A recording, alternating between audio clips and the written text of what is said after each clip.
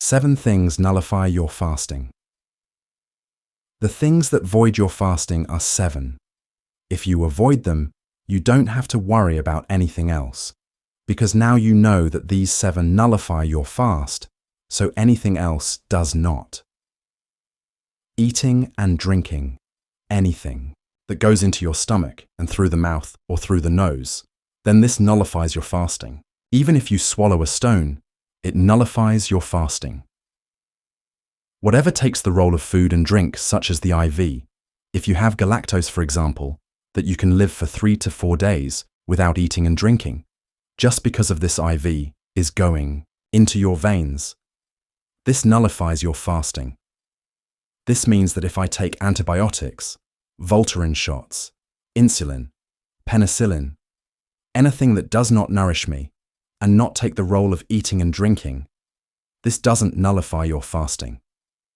So, if someone says, I have to take vaccines, does it affect my fasting? No, it doesn't. I have to extract a tooth and the doctor gives me anesthesia. Does it affect my fasting?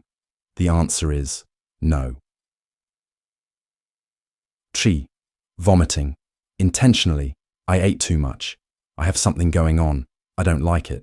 I put my finger or smell something and I vomit intentionally. This voids my fast. If I ate too much and I feel disturbed and all of a sudden, without me helping it, I'm vomiting, this is unintentional. It doesn't affect my fast. Won't. Cupping. This is an issue of dispute among scholars. So, the most authentic opinion, it's safer not to cup while fasting.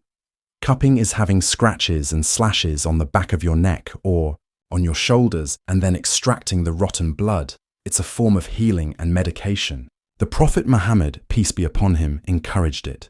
But during fasting, refrain from it because it's an issue of dispute. However, taking samples of your blood for the hospital is totally permissible. Bleeding from your gum while the dentist is working, this does not affect your fasting. Try not to swallow it. Donating blood, if it wears you down and it's a pint or 2, in this case, make it after Maghrib, after iftar time. And if you don't have the possibility to make it after Maghrib, then do it and make up for that day. Ejaculation.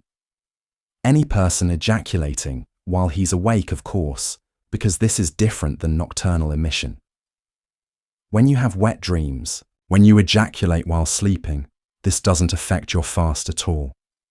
But if you do it intentionally, while awake by looking at something or masturbating, this nullifies your fasting.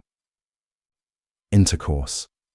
This is the highest of all. It nullifies your fasting, and you have an expiation for it. The blood of menses or postnatal bleeding. If these 2 exist, then the fast is void, even if it's seconds before the adhan of Maghrib. Now, if you look at toothpaste and look at these 7 categories, you will find that as long as it doesn't go into your throat, you're in the clear.